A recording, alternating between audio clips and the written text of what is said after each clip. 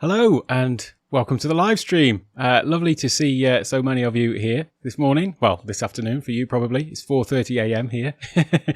So yeah. Oh, I'm getting some feedback. That'll be my mobile phone, won't it? Sorry about that. Hi, Michael and Gage. I know you're here, but any messages that come through, any comments that come through before the stream starts, obviously don't come through on my Ecamm Live, so I can see you there, but your message hasn't come through here. So hi, Paul, as well. Yep, it's 4:30 in the morning here. I normally do these at 4 o'clock, but because my normal schedule is that I wake up at 3 o'clock and do my sort of morning meditation and stuff like that, I always found that the 4 o'clock start was just about half an hour too early, so that's why I moved it forward half an hour today. Hey Orbs, really lovely to see you here too, and yeah, great to have you here. James, nice to see you too. Let me see who else. Rich, I watched your latest show the other day. Yeah, I wasn't too sure about the chicken wing shaped pillow, but happy hour, great. I won't tell anyone, but I don't actually drink. But there you go. I'm with you in spirit. Yeah. So what I thought I'd do today was I'm going to give you obviously my usual weekly update on how I'm doing with my 100 days, 100 videos little arbitrary challenge that I'm doing. But then I thought I'd just go through all of the sort of settings for YouTube analytics. As I keep saying, I'm not really fussed about the numbers or anything like that, but given that this part of the process of me doing these 100 videos in 100 days is to actually find out what happens if you do just post consistently over a period of time. So obviously the only way you can actually assess that is by analytics. So I thought we'd have a little dig into that. And I know that probably some people don't really know that much about how to use them or how to interpret them. So I thought I'd give a little bit of interpretation on that in terms of conversion rates and things like that for those that are interested. But yeah, I'll give you my little usual 100 days, 100 videos update. So it's day 78. Now, last week I said that I'd got sort of 7 videos in the bag, so to speak, 7 days ahead of myself. So I wouldn't actually post anything for this week, just jokingly take the week off. And then I didn't end up posting anything until I think Thursday. I've just had really a hectic week in the best possible way. And so lots of little work things have sort of encroached onto what is normally my my YouTube time for those sort of 2 hours in the morning between 4 and 6 a.m. And so, yeah, I didn't get any videos out Monday, Tuesday and Wednesday. So sorry about that. So, yeah, I've done 83 videos, 226 subscribers, 1,000 views. It's actually 998, but I rounded it up. And then 10,100 or something views. So I was quite surprised at that. And like after 78 days, when you think about like 10,000 views, it sort of boggles my mind a little bit that there's been 10,000 views of the videos that I've been making. It's I know that's quite a small number compared to some of the others. Like when you go into the Content Creators Cafe YouTube channel, YouTube group, there's obviously people there posting 100,000, 1 million, 2 million views and things like that. And there was one the other day, 90 million views. I can't believe that. So yeah, I'm quite small fry by comparison, but it still amazes me that people watch my videos. So there we go. I thought I'd also mention that tomorrow is the 1st of August. Well, it's 1st of August for me. It's, apparently I'm up to 228 now. Oh, isn't that nice? Hey, Kevin, nice to see you here. How are you doing? Yeah, so tomorrow is, it's the 31st here, because I'm living in the future, obviously. But tomorrow is the 1st of August. So I was thinking what I'm going to do is I'm going to do the Lader live every day in... well, that's why I'm amazed why they're still watching mine. Thanks, Kevin. So yeah, tomorrow's first day of August. So I was going to do the live every day in August. And I thought of doing that a bit sort of separate to my 100 videos, 100 days challenge. So I'll still do my regular sort of weekly live streams as well, obviously. But then I'll also do a live every day for that live every day in August challenge. So I'll probably do those though to my Facebook page and maybe to Twitch or something like that, because there'll be more sort of I guess more sort of blog style. So I thought, well, rather than put that out onto the YouTube channel where people there seem to be more interested in sort of Ecamm Live and Stream Deck, which seems to be the main bulk of my content, so rather than just adding in a sort of blog style thing to there, I thought I'd do it to my Facebook page. So I'll put a link up to my my Facebook page in a little bit as well. But also tomorrow, I'm quite pleased because I'm going to be on Doc Rock's show. So in fact, I've got a little overlay somewhere for that, which is his little thing. But where have I put that now? I may well have. I'm not sure where I've put that. Anyway, there's one here somewhere. I tell you what it is. It's because I've got my scene locked. It won't pop up. There we go. Confessions of a Recovering Perfectionist. And that is, in fact, that's the one without the time on. There we go. This one's got the time on it. So it's tomorrow at 2 p.m. Eastern Standard Time, which means it will be 1 a.m. for me. So if I'm not looking my best, then that'll be probably why. So, Michael's saying, don't you have to stream later to their special Facebook page? Possibly. It's more just of a personal challenge. I'll have to look into that. So I'm just doing it to get into the habit of actually streaming. So we'll see. But I'll check that out, definitely. Yeah, there's also Vader video every day. And I did like Doc's addition to that, which was Vader Whip, which was video every day with his iPhone. I like that. It sort of sounds like a Star Wars ice cream, that does, a Vader Whip. But anyway, yeah, I'm excited for this as well. I also realised that probably the picture of me that you've got on there is not the context that most people are used to see me in. I'm normally here in my little polo shirt in my basement, whereas I haven't worn a suit for over a year now, I think. So, there's a private group for later. Well, there you go. I'm learning something. I need to investigate that, given that it's tomorrow. So I'll definitely check that out. But yeah, looking forward to being on Doc's show tomorrow. And then the following week, I'm also on James Hick's show. So really looking forward to that one as well. And also, that's on Monday my time, another Monday morning. And then on the Thursday or the Wednesday morning, I'm on JP High Tech show. So looking forward to being on those. Those are all great shows as well. So, by the way, I did my little video update, didn't I? 100 videos in 100 days. I've got a confession to make. I have completely been slacking on the TikTok videos because I did start off with that, obviously, and I had got out of the gate. So, well, someone hasn't read their email. Yeah. So I got out of the gate okay with my TikTok. I did 30 videos in the first week or something like that. But then last week I didn't post any, and it's just because I was so busy with work stuff, and it encroached on my my YouTube time. So I thought, well, I'll put out the videos on YouTube, and TikTok can wait. So I'm going to start digging into the analytics. But I thought, first of all, what I should do is probably, I've moved my Stream Deck around, by the way. Oh, first of all, can I just say thank you, Michael, for solving my problem with Stream Deck, where it'd keep dropping out of my particular, what do you call it, profile that I was in. Yeah, it's because I'd got the profile set to the default profile. So it meant that when I was doing screen sharing or something on Ecamm Live, and I went into share, another application or something, it would just think that, oh, well, we've got to go to the default profile, and would pop out of my Ecamm Live profile on Stream Deck and go back to the sort of my main home screen. And yeah, Michael figured it out. It was because I'd got something set as one of the profiles, my home screen, set as the default profile, and just unclicking that box meant that it solved the problem. And I made a video about this yesterday, and I've got to say it's had the best response of any video in terms of comments. People saying, oh, thank you, this has saved my saved my workflow and all these sorts of things. So so they all owe it to Michael. So thanks again, Michael, for figuring that one out. So let me come and put up my lower third. There we go. So if you would like to come and join me and have a chat about Google Analytics, not Google Analytics, YouTube Analytics, then feel free to jump on, and we can have a chat through it. But in the meantime, what I'll do is, thank you very much. Very good point, Kevin. Yes, can we all just stop for a moment and hit the like button?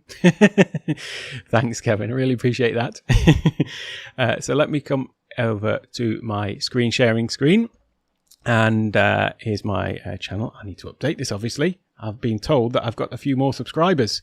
Don't want to have this with old information on, do we? Let me just double check that. Right, so now that was a mistake, wasn't it? I've ruined the internet. 228, there we go. Right, so let me come into analytics. I do find statistics fascinating. I am a bit of a sort of stats geek. I'm a mathematician, an engineer, and yeah, all this sort of stuff fascinates me. But like I say, I don't lose sleep over it. I don't lose sleep if my numbers go up or down. But it is just fascinating, and it's really interesting, the sort of insights that you can get from this. So if anybody hasn't actually had a dig into analytics, I do highly recommend it, because you can find out some quite interesting things. I'm not sure it's going to necessarily change the direction of my channel, because I'm basically just making the things that I like and that I know that certain people are waiting for and find interesting or useful as well. But I can tell you that basically Stream Deck is what everybody's wanting. If I listened to my stats, I would stop doing anything about Ecamm Live and just focus purely on Stream Deck, but we'll get into that in a moment. So this is over the last 28 days, and what I'll do is I'll just put it over the full lifetime of the channel. That's so true, Rich. I read that myself, although I think it was 83.4, not 84.3, but I'll give you the benefit of the doubt on that one. So let me have a little look at lifetime view. So here you can see this is when I set up my channel in preparation for actually going and doing my first live. So I set it up on April the 10th, and obviously nothing happened. Yeah, it is. YouTube analytics is another different rabbit hole. They're all rabbit holes, really, these analytics, but there is still something that you can glean from them, I think, in it to a certain extent. But like I say, don't sweat over them or lose too much sleep. So yeah, my first video, I forget the date it was. Where we go, would have been there, May the 13th. Or 14th, I can't remember, 13th. So that's when I posted my first video, and this is the number of views. So here you can see we're at 10,400. That isn't 10,400. Oh, yeah, it is 10,400. Did I say I was good at maths? And I can't figure out what 10.4k is. But anyway, so there you can see they're sort of going up. And as you can see, there are days where you just have sort of big spikes up and then big spikes down. I can tell you that day there where it suddenly shot up was the day that I did the Stream Deck version 5.0 software came out, and I just happened to wake up when Elgato announced it, and the rest of the world was asleep. So I probably made one of the first videos about it, and that video's had, I think, 1,000, and we'll find out in a minute, 1,000 something views, whereas most of my videos are kind of like at least sub 300. So that video came out, and it was actually linked from the Elgato YouTube channel as well. So once you watch their video, mine was up next. So that's why I got quite a lot of views on that day. So there's usually a reason for these sort of spikes and things like that. This one here, I think this spike was, funnily enough, when Elgato announced all of the new products with the new Stream Deck, the mic arm and stuff like that. So I did a sort of review of those sort of things as well, even though I hadn't got, it was more of a reaction really than a review, because I hadn't got any of them in my hand. But yeah, that was another little spike. So the point is, you can have a look here and see the views. You can look at watch time. So again, all of these are sort of heading roughly in the right direction. I wouldn't worry too much about spikes in either particular direction. Number of subscribers. So that is, again, there's a few spikes around the sort of key events or videos that I've done, but it's generally pretty consistent. Although this week I have actually had, it's been a bit of a jump up in terms of, I think last week in my update, I was on 197. So I've basically had, nearly like 30 in the past week, so that's more than I'd had in any previous week. So perhaps I should stop posting. It seems that when I don't post as many videos, my subscribers go up. That is it. I feel there is something to that, being able to create current and relevant content on the spot. Definitely, yeah. If you can sort of react to something as it's happening, then you're always, people are searching for these sort of trending stuff as well. So definitely something to that. And I just happened to have woken up at the right time on the Stream Deck software date. So that is subscribers, and then you've got top videos in this period. So there you go. This is this one that I did, Stream Deck 5.0 software release, and that's 1,600 views compared to my next highest one, which was the Shure MV7 review, 473, and then new Elgato product releases, 400. So you can see what the sort of trend here, can't you? Everything with a Stream Deck in it is pretty high up, but I suppose it makes sense because Ecamm Live is a little bit more niche, really, isn't it? It's there are not as many Ecamm Live users as there are Stream Deck users, and the majority of my videos are Ecamm Live. So That's right. It is. It's the benefit of living in the future, Paul, isn't it? So, yeah, there's a few people further in the future than me, but I think for the majority of the world is living in the past. So, yeah, it does help waking up. It actually, that's a really interesting thing about being where I am, is it does work out quite well, because I do some stuff with the US stock markets, and we've got servers in the UK that sort of do a lot of the analysis and things like that of the trading day from the day before. So we get all of the stock data and it goes into the database on the servers in the UK, and then that's all processed. But then I wake up and get a full day of analysis of all of that data before the US stock market opens again. So it does work out really well, and it's also good working. I do some stuff with some people in the UK as well, so it means that being in different time zones to people is quite good, because you both get to work on different parts of the thing, and one person's work is finished when the other one's just starting, and it's quite beneficial. I quite like being in this particular time zone. It's working out well, not least because of the weather as well. I mean, the weather's great here, much better than being back in the UK, at least anyway. So yes, as I was saying, Stream Deck does seem to be the most popular, and I'll still keep making the Ecamm Live videos because it is something that I just really enjoy and like.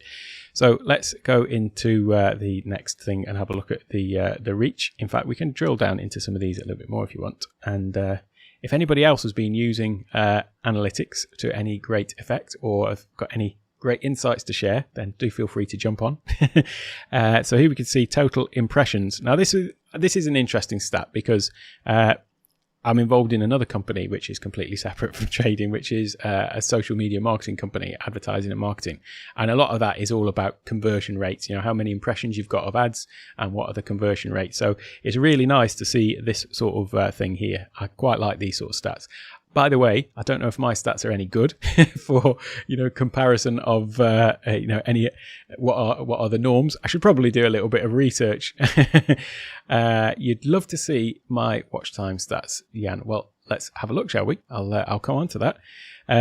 So we've got the traffic sources. So these are the ones I like. You've got the first two here are basically YouTube sources. So either the browse features in YouTube, which is things like where it places them in people's feeds and things like that, and then also YouTube search, so where people have actually searched for my videos, or search for a topic and my videos come up. So I can see that 20% of my watch time comes from views rather. Come from people who've searched for something specific and found my videos, and nearly 30% is from where it's been shown in somebody's feed and so on. Now these next ones, and suggested videos, sorry, so that's like where it comes up after another video. So in fact, the bulk of my my views come from something within YouTube. Basically, let's call all of this stuff the YouTube algorithm. Then you've got external pages and channel and other sources. Now this thing here, this side here, impressions and how they led to watch time, this is all based on these top 50%. So from YouTube recommending your content.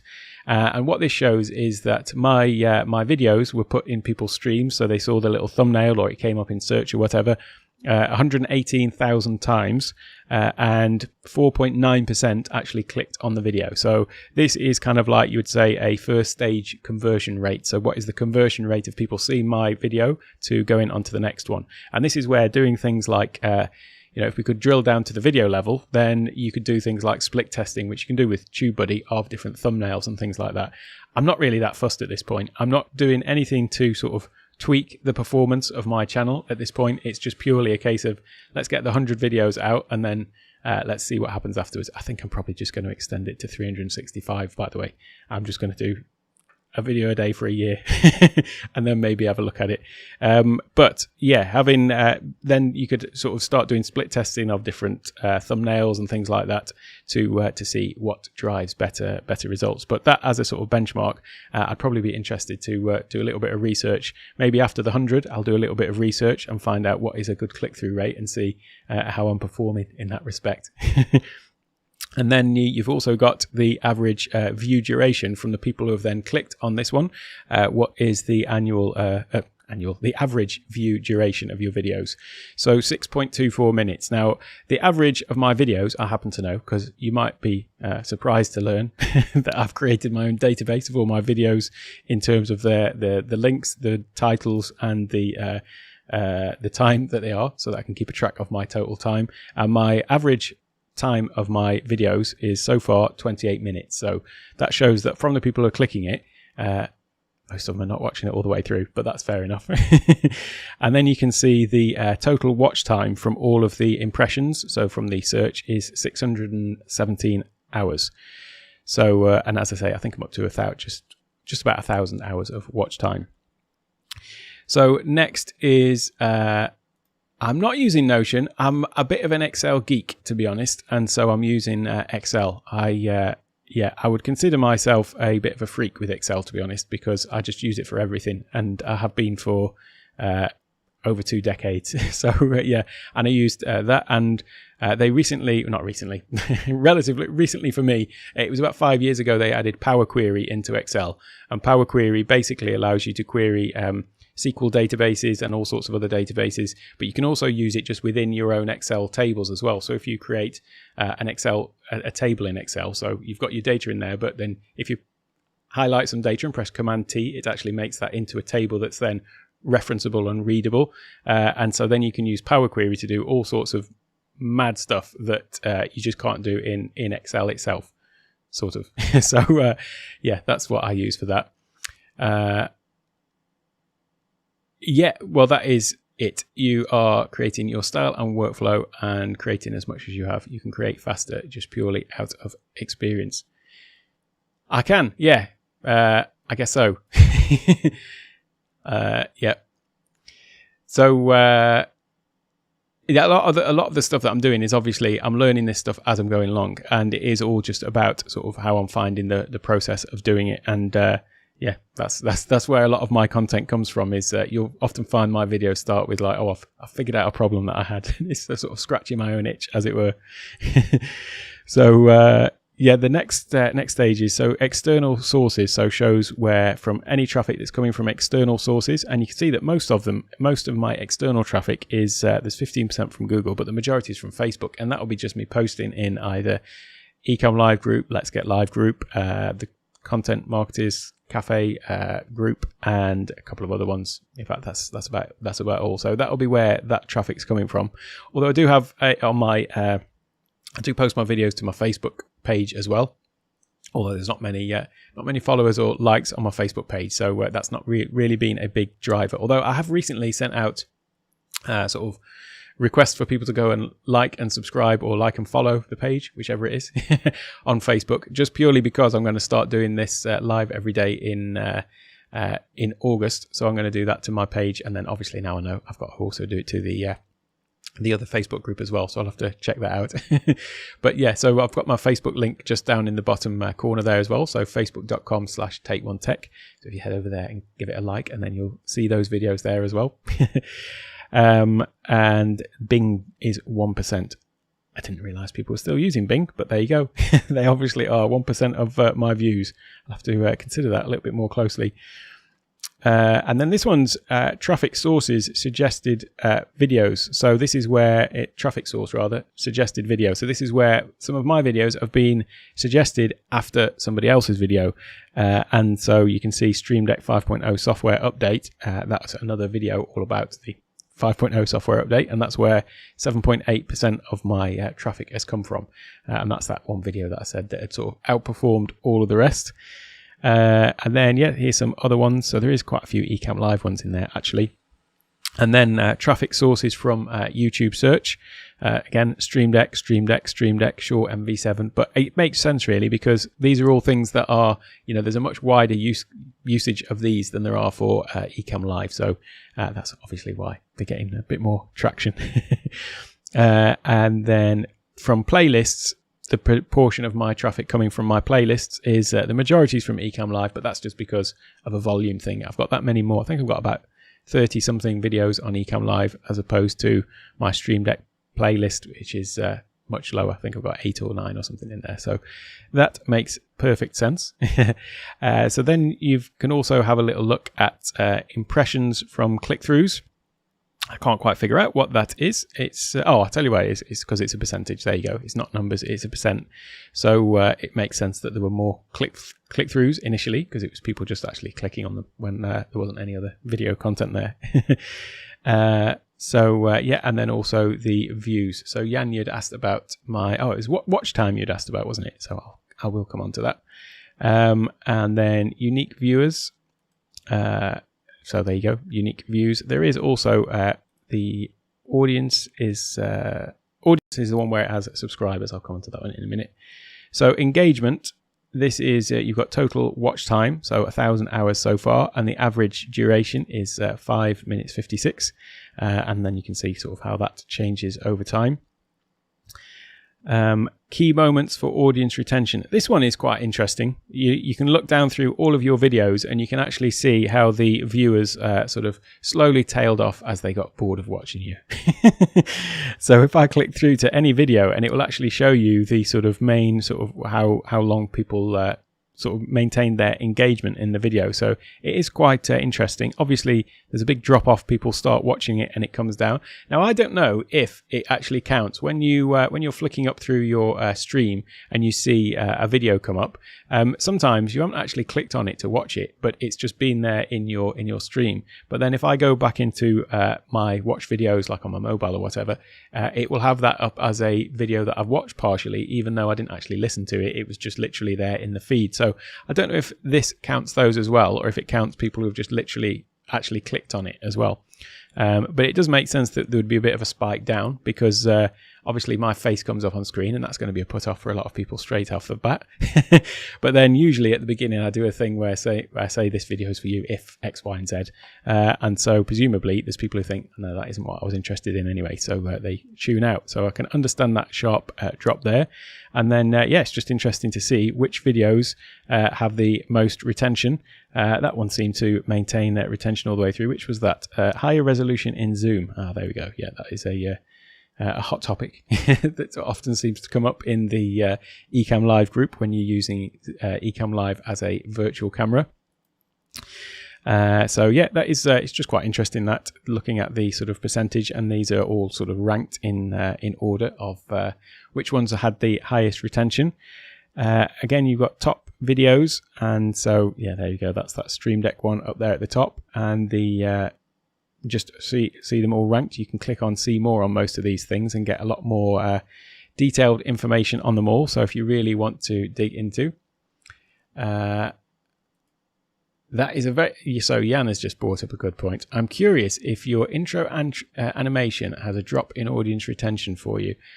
That could be something, couldn't it? People might be not interested to stick around through the intro. It could well be. So I'll probably have to split test that, won't I? I'll have to split test a few videos where I don't use the intro. I'll put that on the list of things to do. That's a very good point. Yeah. The other thing I don't do, which is the sort of classic thing that you should do when you're introducing a video, is first frame who it's for and who it's not for. So I'd sort of do that, but then also you sort of position your there's a word for it. I can't just remember. It's on the tip of my tongue now. It's basically your authority to be speaking on the subject. So you see a lot of people saying, this video is for you if X, Y, and Z. Hi, my name's so-and-so, and I help people do this to achieve that with this. Some sort of format like that. Whereas I just come on and say, hello, I'm Alec, here's the content. And that's because I'm still sort of figuring out with this channel exactly what the overall overarching point of it is, because at the end of the day, when I started it, it was really an experiment in how to grow a YouTube channel, and also just what happens if you do post consistently, the sort of results you can get, so that I can sort of formulate some sort of opinion on this to be able to pass on this information to other people. So as yet, I haven't sort of figured a total sort of defining thing in my background. And if I was to just list everything that I do, I'd be here for quite some time. So that's why I haven't bothered with any of that. I just literally say, welcome to Take One Take. My name's Alec, and leave it at that. But yeah, that is a really good point. That is, Jan, about the intro, because I know some people's attention spans are quite short and don't like to sit through some of that stuff. I mean, my whole sort of approach to this as well, with not doing any edits or minimal edits, I occasionally have to, but not doing any. I don't do any jump cuts or things like that where people are squeezing out every last breath from the thing. I find those sort of videos, which all the sort of YouTube manuals will tell you that that is what you need to do, like edit things to within an inch of its life, and get out all of the pauses, remove all the ums and ers and things like that. I actually find those sort of videos really quite sort of tiring. They might actually lead to higher viewer numbers, but I find them a bit tiring to watch because they're just too fast paced. So the sort of videos that I like to watch are sort of got a more natural flow to them, and that's kind of why I've just left mine the way they are as well. So I could probably improve numbers. I should do a video where I've just remove all of the pauses as well and just see if it does make a difference as well. Yeah, it is a bit of a rabbit hole, as Kevin said earlier, though. It is a bit of a rabbit hole to that you can go down with this and all the sort of testing and split testing. I am waffling on this morning, aren't I? Or this evening, whatever time it is for you. This is also interesting, the top videos by end screen. So this is where, on the end screen, where my videos come up on my own video, where it recommends another video, it says which ones are the most popular. So that is just good. And obviously that's driven by, that's another thumbnail thing, really. Has it got a thumbnail that catches people's attention so that they want to click on it, I suppose.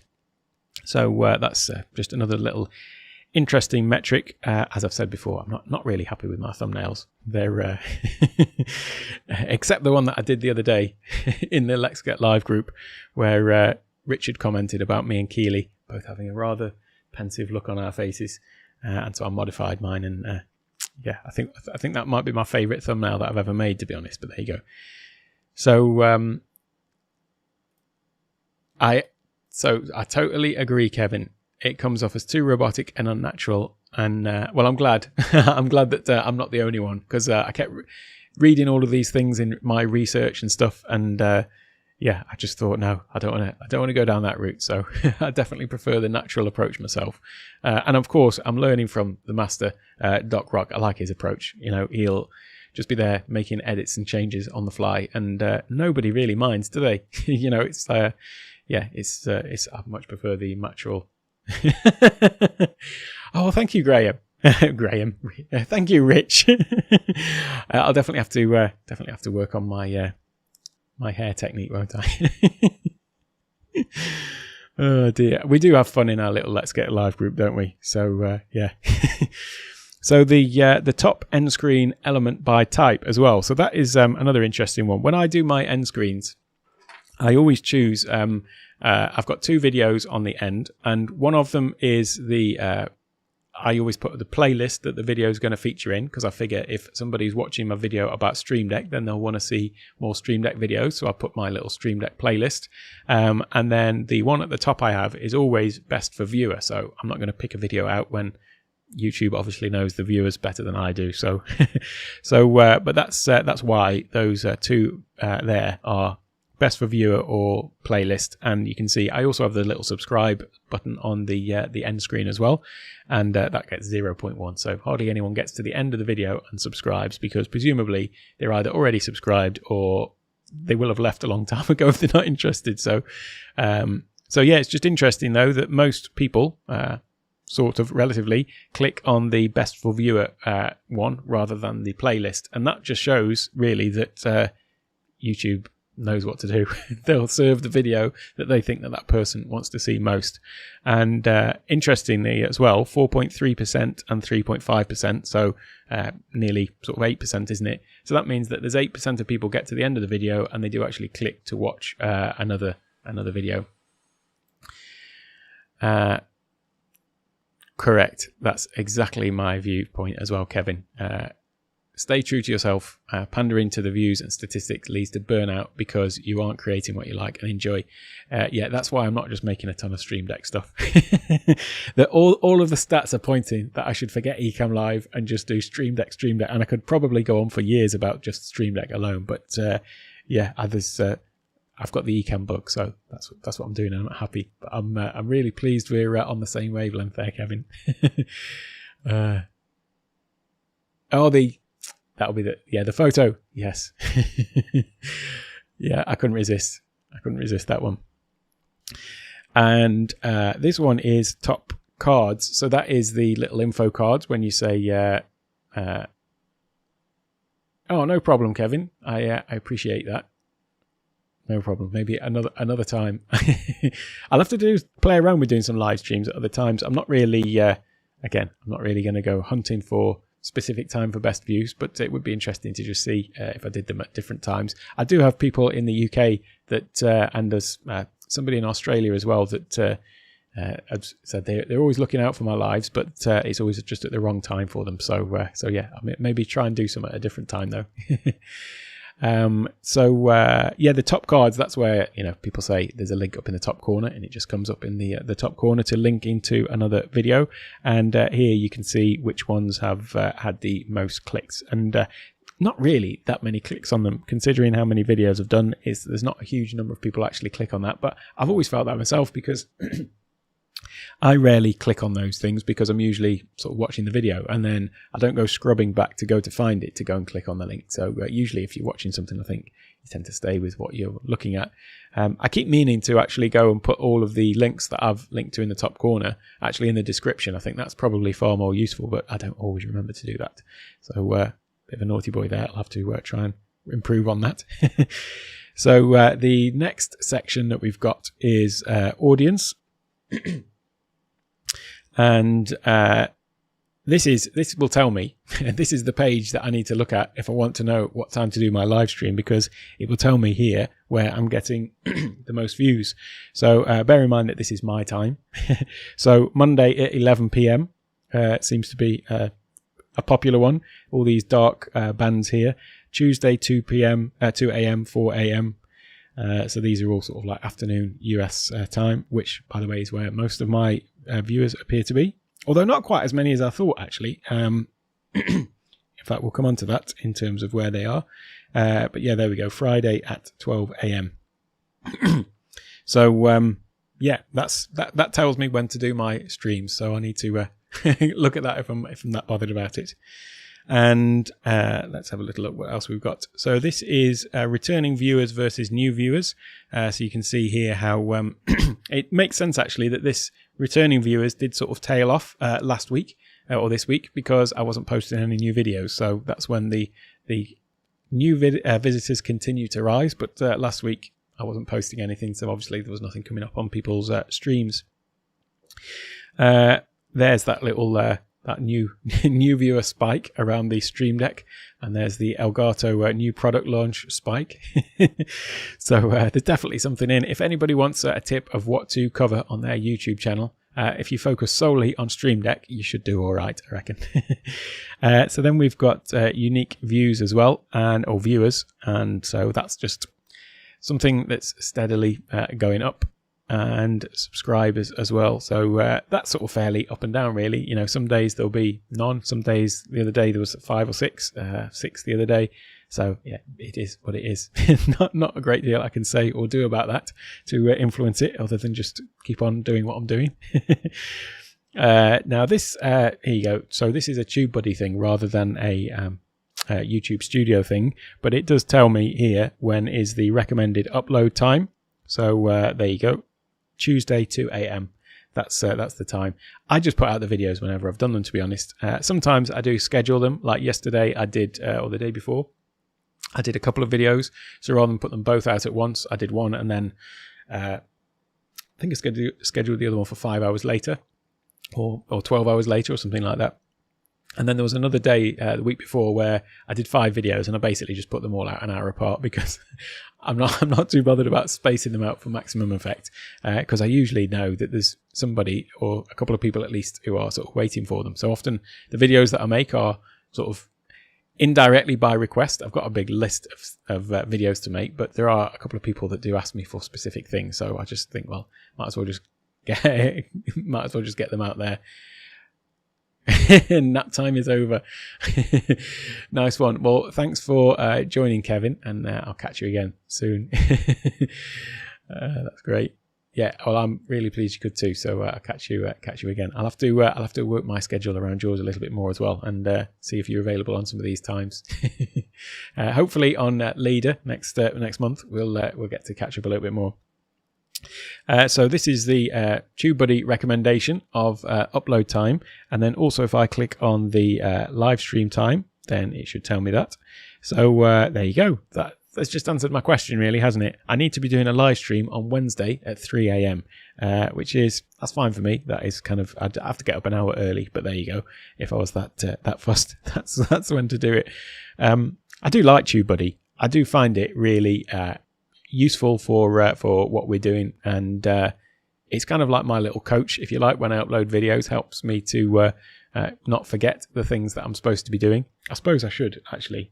I suppose I should. What I should do now is I should do a nice little intro into TubeBuddy and say, if you're a YouTube content creator, I can highly recommend that you try out TubeBuddy.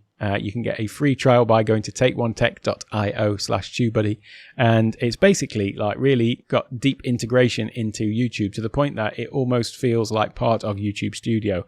And if ever I've logged into a browser where it's not already set up, then I just sort of feel a bit weird that I can't see it in there. But yeah, it helps me with all sorts of things like getting my tags right, getting my descriptions right, doing search for keywords and things like that. So I don't probably use it to its full potential, but it certainly does help me with what I'm doing at the moment. And as you can see, if I come back to this example, was that a slick segue? I should not have mentioned it and just gone straight into it, but there you go. So yeah, this is like another little TubeBuddy component or widget, if you like, that's sort of embedded into YouTube. So that's quite useful. Then you can see down here watch time from subscribers and as opposed to subscribed. So most of my time, sort of nearly 60%, 60-40-ish, is from non-subscribed to subscribers. So I suppose I should say, what's going on? Why have you not subscribed? If you're watching this and are not subscribed, go down and click the little subscribe button and turn on notifications. So then you can see also age and gender. There's a bit of a gender gap here, isn't there? 90, let's say 96% male and 4% female, thereabouts. Dear, that's terrible, isn't it? I need to add a little bit of more diversity. Perhaps I should use that thumbnail. What do you reckon, Rich? I'll use that thumbnail with me with my luscious long hair, and maybe that will be a bit more appealing to the female contingent of my viewership. Then you can also see the age range as well. So age between 35 and 44 seems to be the largest, and I'm 43, so I'm right in the middle of that. So and then we've got a bit of a spike at the 65 plus. Now that might well be my parents, and a couple of their friends might be bumping those figures up. I'm not sure. And we've also got, it doesn't list ones that are 9 years old because my daughter has told a couple of her friends.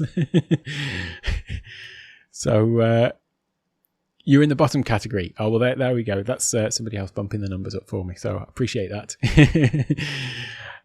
So what else have we got here? So then we've got the geographies. So 36% US. So I'm probably, it would be interesting to see. In fact, let me go see more. It'll show me the full stats on this.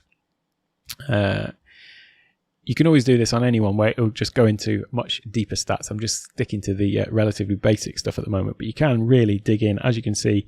So we've got US 36%, UK 7%ish, Thailand 1.2%. As I say, that 1.2%, that'll be my wife, my daughter, and a few of their friends. Quite right. Come on. And Michael, of course. Yeah, you two are both helping me keep those numbers up, so appreciate you both. And then we've got Canada and Germany is the next one. So it's a bit surprising, really, these figures, like where people are watching from, and they're quite interesting to see. Trinidad and Tobago, So yeah, you can sort of really drill down into these, and then obviously you've got the line chart as well, which shows you the viewership over time as well. So you can see there was this spike in US viewers. I mean, once you start getting into, you know, having millions of views and things like that on YouTube, this sort of stuff actually, in all seriousness, you know, especially if you're using it as a business tool, is really powerful. I mean, in my other lines of work, I do a lot of stuff with like analytics and stuff like that, not in YouTube, but in other platforms like Google Analytics, Facebook ads, Business Manager analytics and stuff like that. And it really is sort of powerful stuff. So with my few views where I'm getting like, you know, oh yes, one person watched on this day and one person on the next, it's really sort of take it with a grain of salt. But when you start getting into the millions, this stuff is really actually powerful to be able to fully understand like your market, essentially. I don't ever think of my viewers as a market. You're all my friends. But you know, if you're using it as a business tool, then it is pretty impressive stuff. And that is the power of you know, advertising and things like that in the modern age. Really, you've got all these sort of stats and things like that at your disposal to really sort of drill down and get to your target demographics and sell your products. but I'm not selling anything, so I'm just happy doing my thing for people who enjoy watching it. So next one is we've already looked at viewer age, but again you can see the sort of stats on each one a little bit more. So let me come out of this advanced section for a little bit, and here you can see the number of people, so top subtitles or languages. Well, now that is interesting, isn't it? So of my videos, 93% or 94% ish do not use any subtitles, but there are 6.3% who watch with English subtitles on. Now there is a thing about subtitles in YouTube. It will auto generate your captions for you. But if you actually create your own captions and upload them, it gives you a little bit more of the YouTube juice. The YouTube algorithm likes it if you are creating your own captions, because it assumes that they will be better quality because you will have put a bit more attention into them than YouTube just sort of auto generating them. So there are a couple of ways you can do this. I believe that if you use Premiere Pro for editing, Premiere Pro, although I've not actually tried this, but in the latest sort of update to it, incremental update, can now generate captions. So that is quite interesting that you can do that, and so then you can upload that. The file format is an SRT file. That's the format for the captions. So you can just upload those. I believe Doc Rock said that you can also, if you just actually go into the captions in for any particular video and then go and edit them slightly, even the YouTube generated ones, it will also assume that because you've gone in and edited their captions that they're going to be better. So it will like that as well. So that is interesting. Does it? That is interesting because I've got Premiere Pro. I don't really use it for editing as such, but I've got it because I've got the Adobe Creative Suite. So that is interesting. Yeah, so that's exactly the point. Yeah, if we edit them a little bit. In fact, probably what I should do is let's go and just have a little look for those that aren't aware how to do that. If I go into my videos and just pick a video at random, and let's have a little look at how you go and edit a video. Look at these ridiculous pictures. My daughter does laugh every time that she sees one of my little thumbnails. Why is Daddy making funny faces? So here we go into subtitles. So if we're in a video, you click in the subtitles. And then it's going to bring up, these are the auto-generated subtitles by YouTube. And you can go through and you can just actually see what it all says. So if you go through and make some change to it or edit it in some way, there'll probably be a few little errors in there. If it's having difficulty picking up my accent or, you know, got names wrong, and you can basically go through. So if you edit the captions in here and then save it, so click done, then it should give you a little bit more of the YouTube juice because it believes you've actually edited the subtitles. So, but you do have to go and actually make a change rather than just look at it as I've just done. But anyway, that's how you edit the captions. But yeah, the other way is Descript, which is pretty mind blowing, really, when you see what that can do in terms of I'm going to do a video all about that. I've got to do at some point about Descript, where you can just drop a video or drop an audio file and it will create your captions for you, but then it will also, you can go and edit the text and it will edit the audio or the video. It's quite mind-blowing. I know that probably most of the people actually watching now are fully aware of that. And the other one is Jarvis as well. That's one we've talked about in office hours, and I'm going to make a video about that. I'm going to wait till Joel makes all of his videos about it though, because I think he'll do a much better job at it than me, to be honest. So I'm waiting on Joel's video. So Joel Phoner, I'm calling you out. I'm waiting for your videos on Jarvis, because you are a master demonstrator of it. We had a session in Doc Rock's office hours where it was just all about it, and my mind was a little bit blown.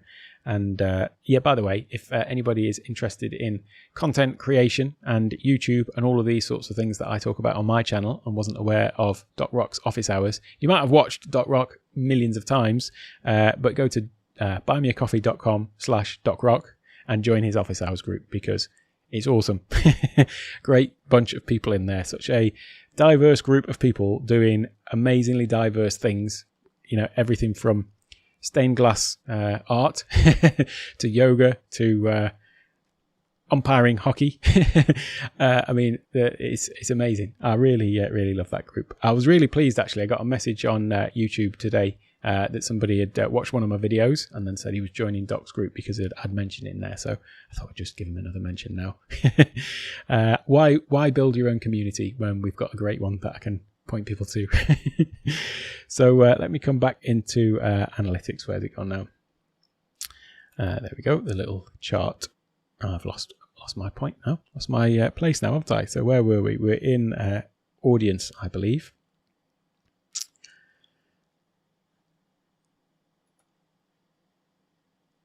That is the point, Paul. We do help each other and we learn a lot, and we learn a lot from each other. So when the first time I joined office hours, I think I might have mentioned this on the last one, I can't remember, or maybe I didn't, but the first time I went to office hours, I'd obviously seen Doc mention it and I signed up for it, and what is it, $10 a month? And I was thinking, well, first of all, how long is it going to be? It's like a Zoom call, so presumably it's going to be, I don't know, like half hour, an hour, something like that. No. I don't think there's been one that's been less than 2 hours, but frequently it's like 3 hours. I mean, the value is unbelievable. So that was the first thing that was just, I couldn't believe it when I first started it. The second thing was, is this just going to be, an extension of Doc's YouTube channel where he just sort of, tells us about this and that? No, it isn't. It's his space, but he is, the power is in the sort of hive mind of everybody that's in there, and everyone has got such a diverse background, as I've said, so many different skill sets and things like that people are bringing to the table, and it's everybody's helping each other out. It's just wonderful. The way that Doc fosters such a warm and welcoming community as well is obviously like the thing that holds it together, but then it's all the people joining in, and I've got all the time in the world to talk about this. It's just amazing. So definitely. I need to make a little thing for that, don't I? Instead, I'll take my buy me a coffee off. In fact, let me just, here we go. This is what I'll do. I'll put, there we go. I'll update my, I'll update my little lower third. There we go. buymeacoffee.com/DocRock, down it in the bottom corner. That's where you need to go if you want to be among other creators. So then we come down to here. Where were we? Geography, subtitles. I think we're nearly at the end of it, to be honest with you. I think we are nearly at the end. And so this is basically the overview. In fact, did I look at these? I think I did. So then we've also got the advanced mode, which I've sort of clicked into from other sides before, but this basically just goes into he does, doesn't he? I know of 4 people that I've sent there, so I've got them marked down. I'm counting. I'm going to go banging on his door. That is a good suggestion, isn't it? A Doc Rock affiliate program. I think you'd like that. So so in if you go into this advanced mode, basically all of the stuff that we've just been through, you can go into any of the things that we've already looked at, and then chop this up by, you can look at it by day, by week, by month, by the whole lifetime. It's just phenomenal what you can actually learn by going into the analytics. And so, as I say, I'm doing this 100 videos in 100 days challenge. And what I will do is I will review all of this and draw some conclusions and probably make a little video specifically about what I found after my 100 days. But I think I have already decided I'm just going to carry on for a year and go for the 365 in 365 days. And then I think it will get a little bit more meaningful. And as you make more videos, as you get more views, the sort of accuracy of all this stuff just tends to get better. It's the same with stats on Google. Have you looked at geographical data? I did have a little look. Yes. Thanks though, Rich. You answered the phone? Hang on a minute. What's going on here? Surely that was on Do Not Disturb. I'm offended, Rich. I hope it was the president calling. So we did look at the audience and then the geographies, and basically US is top, then UK, which is where my parents are, then Thailand, which is where my daughter is, closely followed by Trinidad and Tobago. And so I've got no idea why that is. I've got no idea why we've got Canada. Well, Canada, that'll be Keeley, Taiwan, and then Trinidad and Tobago shortly after that. No problem. I forgive you. I forgive you for donuts. I know, Paul. It's terrible, isn't it? It's absolutely terrible. Here I am trying to build a loyal viewership, and they're answering phone calls and making donuts. It's terrible. So, it's after I've done my sort of 365, I'm going to do a much more in-depth sort of review of all this. I am going to, after I've done my 100 videos though, I am going to have a little bit of what's happened there? That's a little bit weird, isn't it? There we go. Took a little while to think about that. I'm going to have a little think about sort of updating some of the look and things like that. Oh, well, there you go. So now you've just let the cat out of the bag. My figures are officially corrupt. but I appreciate the support. Oh, dear, you're going to get me into trouble.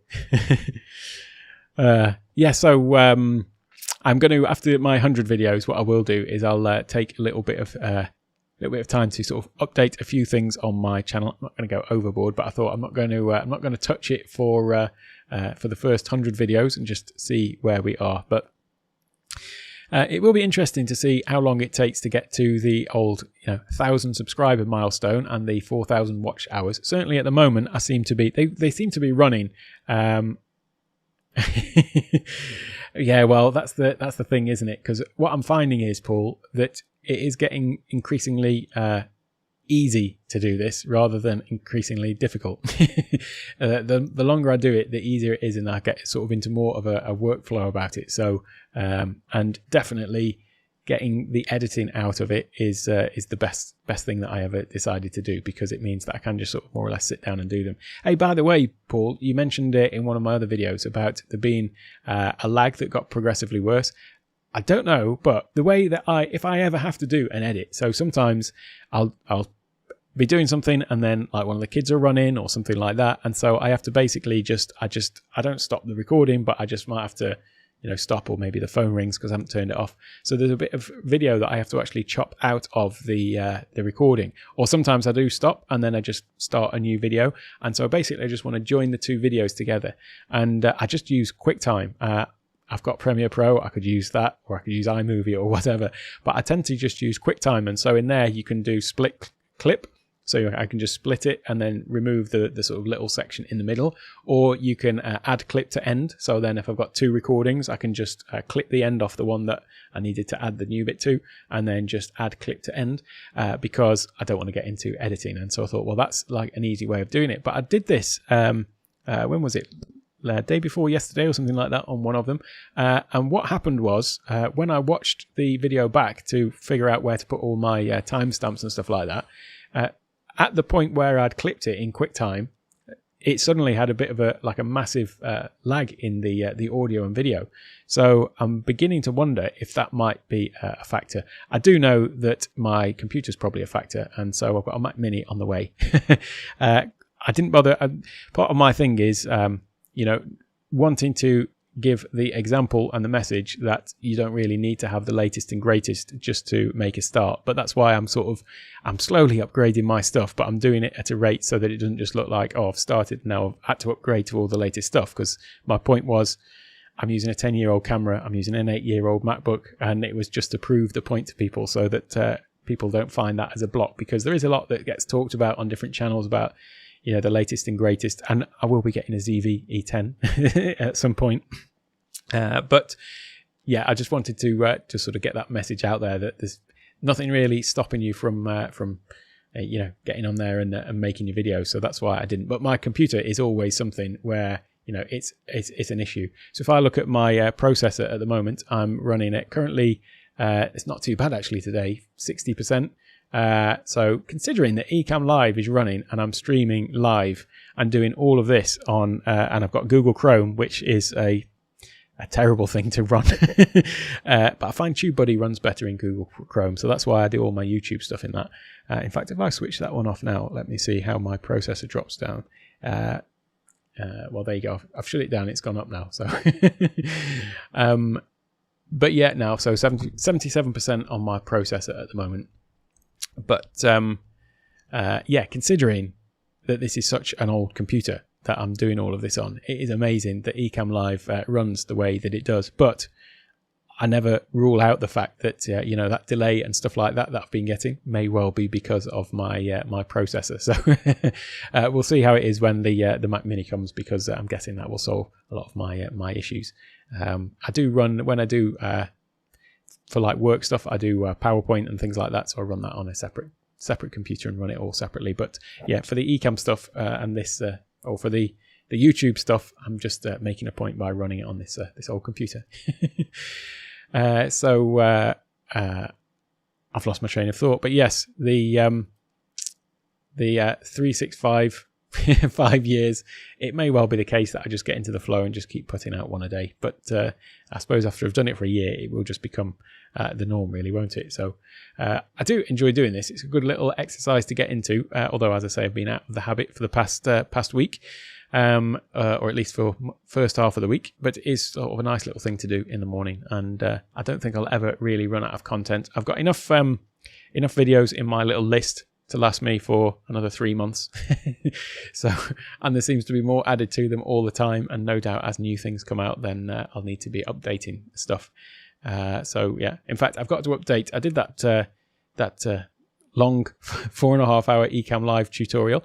I need to update that one at some point, because people do actually watch that, believe it or not. People do like long form video, it turns out, where they can just be taken through from start to finish for how to do something. I'd still get emails and things like that about that one in particular. So, but there's a lot of things that are going to be out of date in it. And in fact, for the Leap into Live, which is happening in September, that video is going to be part of that. They've asked me to submit that, and then I'm also going to be a mentor in the Facebook group for that. So that's a nice little thing. Get to help out a lot of lovely people using Ecamm. In fact, I should probably mention Leap into Live, shouldn't I? If you have not already heard about it, Leap into Live is. I need to get my other lower third off there, don't I? Hang on a minute. I've totally messed this up. There we go. The Leap into Live bootcamp is the 13th to 17th of September, and go to leapinto.live. And this is 5 days of amazing content from, look at all these people, look at all these speakers that they've got there. It's just unbelievable, but it's a bit of a rip-off, I've got to say. $20. $20. It's just phenomenal. All of the content that you're going to get from that, all about content creation, about YouTube and things like that, for $20. Come on, if you're serious about live streaming or content creation and you're not signed up to this, then you're obviously basically just not serious about it, are you? And yeah, so definitely get your tickets booked for that. And thanks a lot, Paul. Yes, I am waiting for the beta myself because yeah, there are some good things coming, I know.